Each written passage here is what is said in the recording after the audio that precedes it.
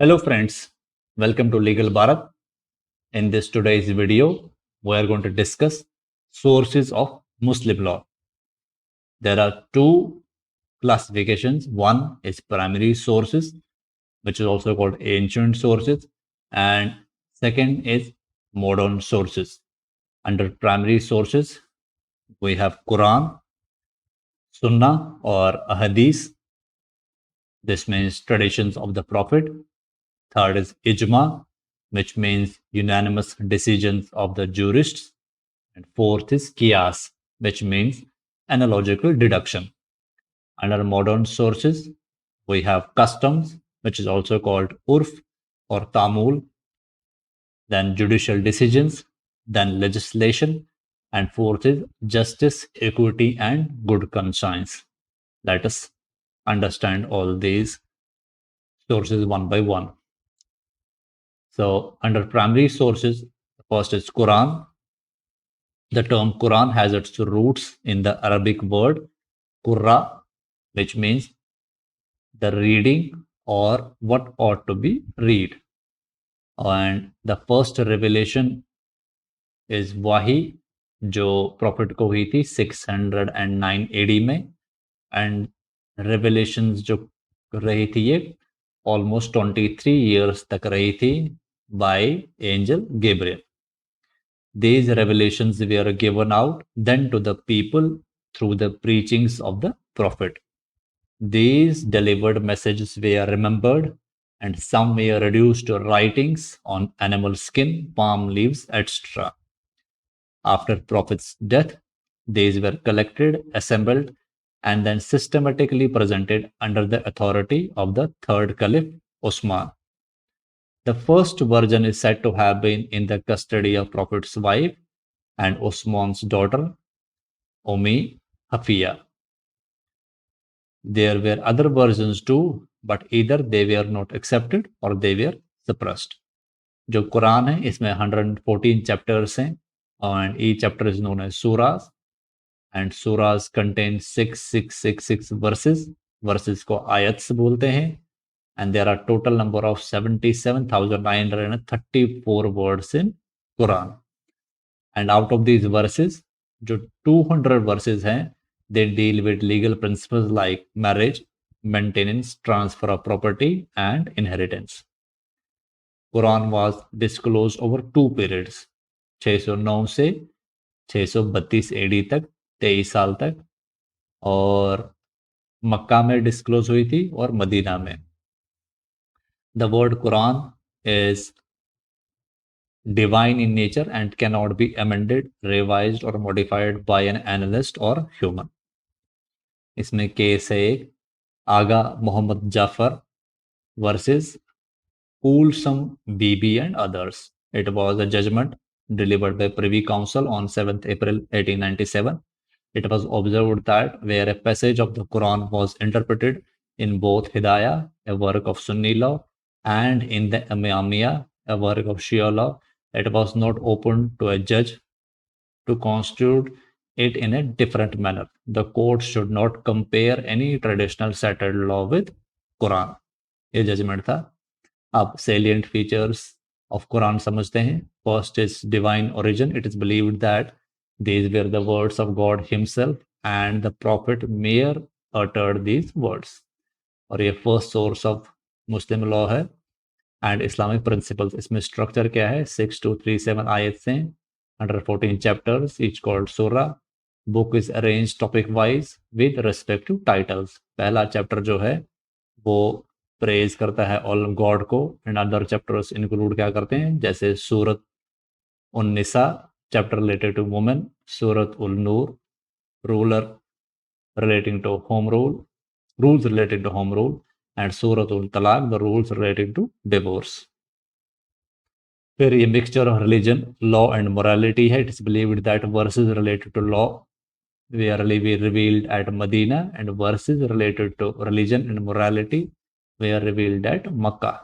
Only 200 law-making ayats scattered all over the book as the basis source of Muslim law. Different forms of legal rules क्या है? ये remove social civils को करता है, जैसे child infanticide, gambling, unlimited polygamy, practice of lending money at unreasonable high interest rates. और कुरान जो है अनचेंजेबल है, code cannot be in no way altered और changed, courts have no authority to change apparent meaning of verses as it does not have earthly origin। Incompleteness है इसमें 200 odd versus जो है उसमें से सिर्फ 80 और so deal with the personal law, hence it is not the complete code of Muslim personal law, it only lays down basic principles, further on many an issue the Quran is silent।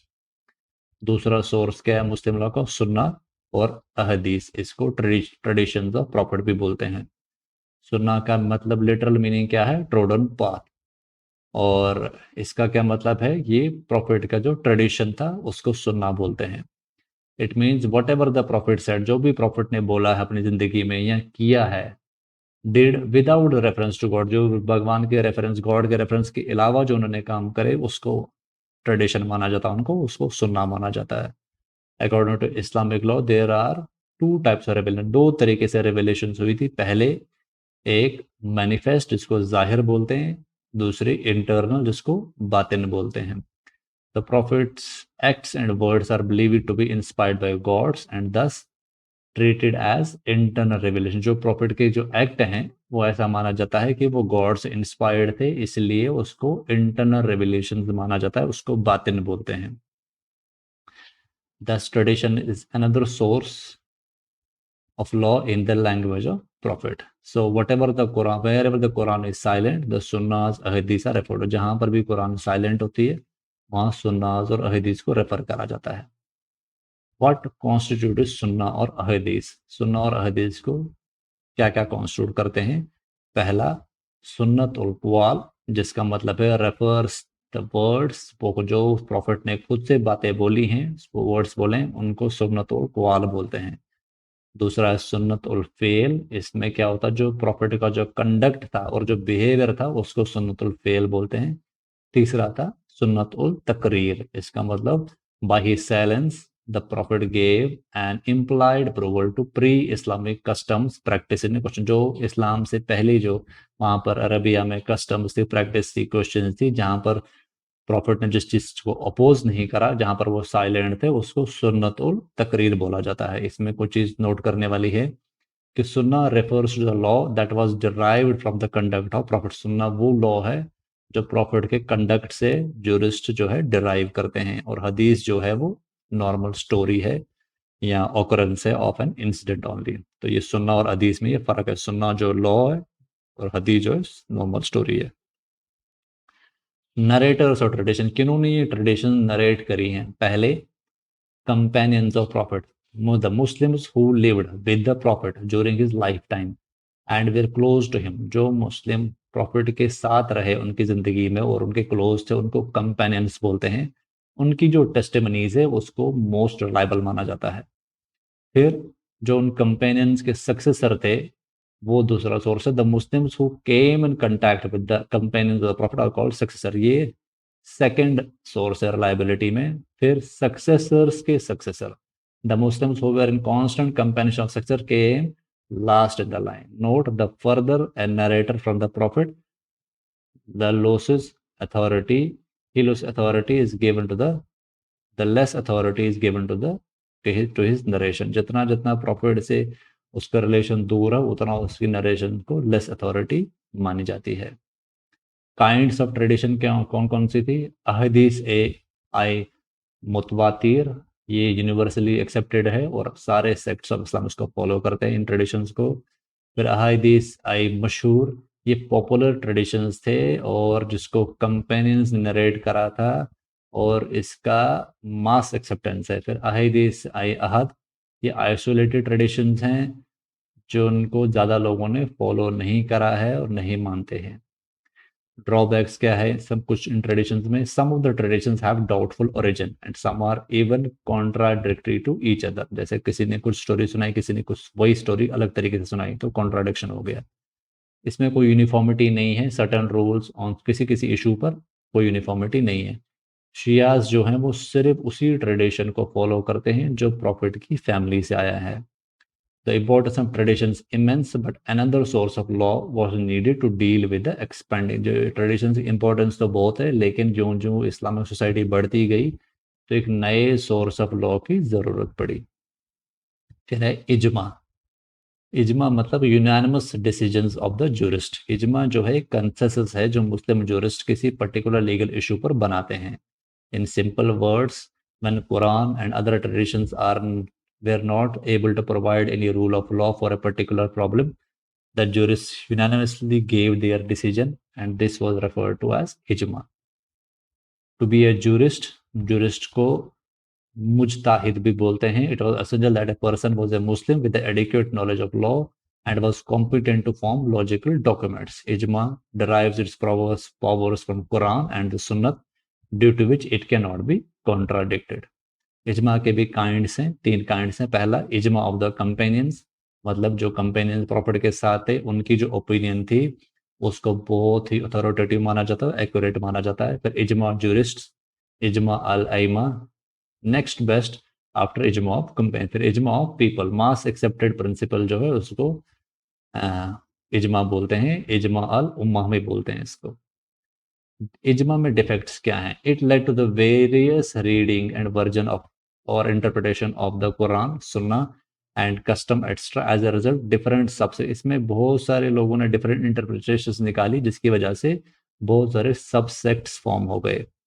इजमा को overall किया जा सकता है कैसे? The stock of a learned and accepted scholars ran short of the requirement and by 10th century इजमा had to be abandoned. इजमा overall हो सकता है अगर कोई दूसरा स्कॉलर इसकी बढ़िया अच्छे से कोई इंटरप्रिटेशन निकाले, लेकिन बाय 10th सेंचुरी क्योंकि इस्लामिक सोसाइटी बढ़ रही थी तो स्कॉलर्स की कमी होती गई, इसलिए इजमा को अबेंडन कर दिया गया। फोर्थ है कियास। कियास जो है मतलब एनालॉजिकल डिडक्शन। कियास refers to measurement in Arabic. It also refers to comparing a thing in relation to a standard और टू एस्टैब्लिश एन एनालॉजी। मतलब कोई पुरानी बात जो हो रखी है उसके साथ किसी नई बात को रेफर करना और एनालॉजी ड्रॉ करना, उसको कियास बोलते हैं। In simple words it is a method of comparing a problem in present time to a similar problem for which the solution is provided in the text. Shias जो है लेकिन इस कियास को नहीं रिकॉग्नाइज करते हैं, और बट वो कुछ ट्रेडिशंस जो प्रॉफिट फैमिली के उसी को ही और जो कोई कंडक्ट ऑफ इमाम्स का उसको ही रिकॉग्नाइज करते हैं। फतवा जो आपने सुना होगा, फतवा जो सोर्स ऑफ लॉ नहीं है लेकिन उसने काफ़ी कंट्रीब्यूट करा है in the important improvement and expansion of Muslim law. अब देखते हैं सेकेंडरी सोर्सेज क्या है। पहला है कस्टम, उसको उर्फ और तामूल भी बोलते हैं। Custom are basically practices that people follow continuously for a long period of time. Before Islam customary law governed Arabia. Then the Prophet abolished most of them as they were un-Islamic and bad. Some customs, however, were continued due to the Prophet's silent approval. Some were even included in his traditions. Some customs survived due to this incorporation in the Ijma. Importance क्या है customs की? It is not a formal source, yet in the absence of rule of law in the texts of the primary sources, the customary practices are regarded as law. Present position क्या है? India में the शरीयत act 1937 है, उसने most of the customs को abolish कर दिया था। सेक्शन 2 जो है 10 मैटर्स को लिस्ट करता है इंक्लूडिंग इनहेरिटेंस, मैरिज, डिवोर्स, वक्फ and maintenance, where customs usages can not be applied any more. तो कस्टम्स आर स्टिल अप्लाइड कहाँ कहाँ पे? In regards to agricultural lands, charities या रिलीजियस एंडाउमेंट्स में इंडिया में ये प्रेजेंट पोजीशन है। पर judicial decision, privy council decided many cases. Privy council ने बहुत सारे केसेस मुस्लिम लॉ के ड्राइव वो डिसाइड करे थे, और दी वो जो केसेस है अभी भी बाइंडिंग फोर्स रखते हैं on all high courts and lower court. HC जो है हाई कोर्ट्स हैं एंड लोअर कोर्ट्स, और परसिवेसिव वैल्यू रखते हैं सुप्रीम कोर्ट में। लॉ प्रीएम्पशन जो है, validity of gifts to minor wife जो है, additional grounds of dissolution of marriage and even interest on unpaid dower or few of the fields where courts have stepped in with new interpretations on the basis of justice, equity, and good conscience. फिर another source क्या है, legislation. Muslim law in India is not codified. जो मुस्लिम law है personal law में खासतौर से codified नहीं है, लेकिन पार्लियामेंट ने कुछ लॉज बनाए हैं इस्लामिक प्रैक्टिसेस को गवर्न करने के लिए, जैसे द मुसलमान वक्फ वैलिडेटिंग एक्ट 1913 का है, फैमिली वक्फ के रिलेटेड ये लॉ है, एक्ट है। The child marriage restaurant act जो है, इसमें बॉय की उम्र 21, गर्ल की 18 होनी चाहिए। द मुस्लिम पर्सनल लॉ शरीयत एप्लीकेशन है 1937 है, इसमें कस्टम जो है सोर्स ऑफ लॉ नहीं माना गया। Dissolution of Muslim marriage act 1939 है। फिर मुस्लिम women protection of rights on divorce act 1986, ये मेंटेनेंस आफ्टर डिवोर्स या इद्दत के बाद था ये act. Punjab and Haryana's Muslim Muslim shrines act 1942 है। और the Muslim women protection of rights on marriage act 2019 जो है, जो ट्रिपल तलाक एक्ट है, वो माना गया, वो बनाया गया है। और लास्ट सोर्स है justice, equity and good conscience, जो कोर्ट डिसाइड करती है। और these were the sources of Muslim law. I hope you like this video. If you have any questions, please ask in the comment section.